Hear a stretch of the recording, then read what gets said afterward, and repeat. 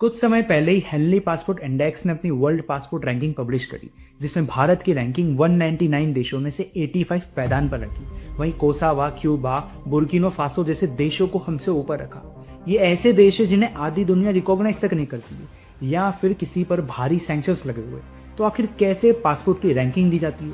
आखिर कैसे पता चलता है कि कौन सा पासपोर्ट स्ट्रांग है या फिर कौन सा वीक? और आखिर हमें इससे क्या फर्क पड़ता है? ये सभी चीजें जानने की कोशिश करेंगे इस वीडियो में। भारत की स्थिति कहां पर है, भारत कहां स्टैंड कर रहा है इस पासपोर्ट रैंकिंग के अंदर? Top travel destination for Indians.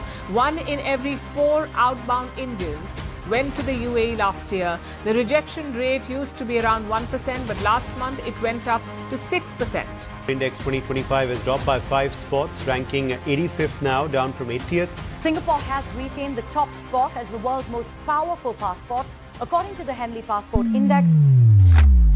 चलो तो सबसे पहले जानते हैं कि हेनली पासपोर्ट इंडेक्स अपनी रिपोर्ट पेश कैसे करता है। तो ये जो कंपनी है एक्सक्लूसिव डाटा यूज करती है इंटरनेशनल एयर ट्रांसपोर्ट एसोसिएशन का, जिस डाटा से समझ आता है कि कौन सी कंट्री के लोग किस किस देश में वीजा फ्री ट्रैवल कर सकते हैं, वहीं किस कंट्री में वीजा ऑन अराइवल एंट्री मिलती है। और ये दोनों चीज उस कंट्री को एक एक पॉइंट देती है। वहीं जिस कंट्री के लिए आपको प्रायर वीजा की रिक्वायरमेंट है, उन कंट्री से आपको 0 पॉइंट्स मिलते हैं। जैसे भारत के लिए 57 ऐसी कंट्रीज है जहां पर बिना वीजा के या फिर वीजा ऑन अराइवल के ट्रैवल कर सकते हैं। वहीं सिंगापुर जैसा छोटा सा देश 195 कंट्रीज में वीजा फ्री ट्रैवल कर सकता है। वहीं जापान 193 कंट्रीज में वीजा फ्री ट्रैवल कर सकता है। और यही बिना किसी रिस्ट्रिक्शंस के ट्रैवल करने की पावर आपके देश को पासपोर्ट में स्ट्रांग बनाती है। अब आप सोच रहे होंगे कि इससे कैसे पता चलेगा स्ट्रांग या वीक के बारे में? अगर वीजा नहीं है तो वीजा मिल जाएगा। तो ये चीज बोलने से पहले किसी भी स्ट्रांग कंट्री के वीजा के लिए अप्लाई करके देखिए, आपको समझ आ जाएगा। एक रिपोर्ट बताती है कि यूएसए के वीजा के लिए आपको करीब 500 दिन का इंतजार करना पड़ सकता है अपॉइंटमेंट्स के लिए। वहीं ये भी कंफर्म नहीं है कि आपको वीजा मिलेगा या नहीं। एक और रिपोर्ट देखें तो वीजा रिजेक्शन फॉर इंडियन साल दर साल बढ़ा है। ऑस्ट्रेलिया और न्यूजीलैंड जैसे देशों ने 100 वीजा एप्लीकेशंस में से 32% तक वीजा को रिजेक्ट किया है। वहीं पिछले साल ही करीब 660 करोड़ रुपए गंवाए हैं भारतीयों ने इन वीजा के रिजेक्ट होने के बाद। तो अब अगर हम कंपेयर करें 2014 से 2025 तक, तो हम 2014 में 76 नंबर पर आते थे। वहीं आज हम वहां से लुढ़क के 85 पैदान पर आ गए हैं। वहीं सिंगापुर जैसा छोटा सा देश जो कि नक्शे पर भी दिखता है, वो पूरे विश्व में नंबर 1 पर आता है। जापान का सेकंड स्ट्रॉन्गेस्ट पासपोर्ट है। वहीं ये दोनों देश 195 डेस्टिनेशंस पर वीजा फ्री ट्रैवल कर सकते हैं। चाइना, जिससे हम अपने आप को कंपेयर करते हैं, उसने 2015 से लेके आज तक 94 प्लेस से सीधा 60 नंबर पर छलांग लगाई है। लेकिन हमको क्या है, चलो हम नहीं करते कंपेयर अमेरिका से, जापान से, फ्रांस से, जर्मनी से। अगर हम अपने ब्रिक्स देशों को ही देखें तो ब्राजील 18 नंबर पर आता है। 171 डेस्टिनेशंस पर प्रायर वीजा की जरूरत नहीं है।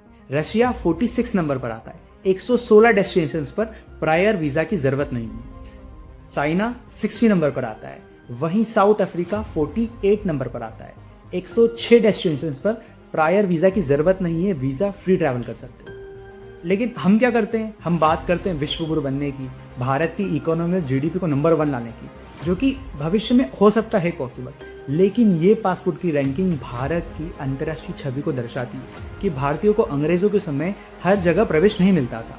वो पहले से लिख देती थी कि Indians are not allowed here, और वही स्थिति है आज की हमारी।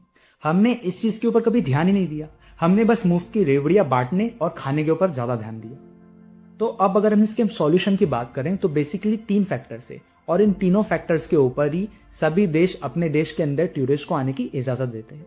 सबसे पहला फैक्टर, जिस देश के टूरिस्ट आ रहे हैं उस देश की इकोनॉमी कैसी है, वहां के लोग कैसे हैं, और आखिर क्यों वो दूसरे देश से हमारे देश में आ रहा है। अगर हम दूसरे देश की बात करें तो वहां के लोग जनरली ट्रैवल और घूमने के लिए दूसरी कंट्री में जाते हैं, क्योंकि उनकी ही कंट्री में उनके पास अच्छी जॉब है, अच्छा घर है और सब कुछ अच्छा है। वहीं अगर हम इंडियंस की बात करें तो पूरे वर्ल्ड में सबसे ज्यादा माइग्रेंट्स इंडियन, इंडिया के लोग सबसे ज्यादा देश छोड़ के दूसरे देश में जाते हैं, वहां पर बसने के लिए, वहां पर रहने के लिए, वहां पर जॉब ढूंढने के लिए।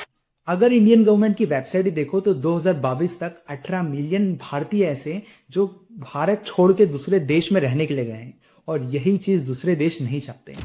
वो क्यों चाहेंगे कि हमारे देश में कोई आए और यहीं पर ही बसे? और यही सबसे मेन चीज़ है।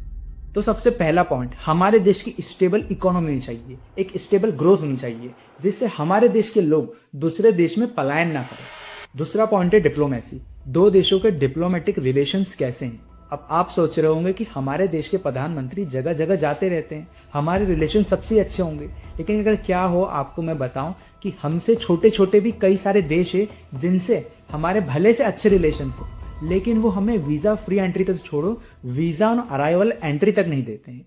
तो अब इसका यही सॉल्यूशन है कि कई सारे ऐसे देश हैं जिनसे हमारे अच्छे रिलेशन है, जो कि हमें वीज़ा ऑन अराइवल एंट्री दे सकते हैं। तो यही एक अच्छी चीज़ होगी कि हम उनसे बात करें और इस बारे में बताएं कि कम से कम हमारे देश के लोगों को वीज़ा ऑन अराइवल एंट्री तो दी जाए।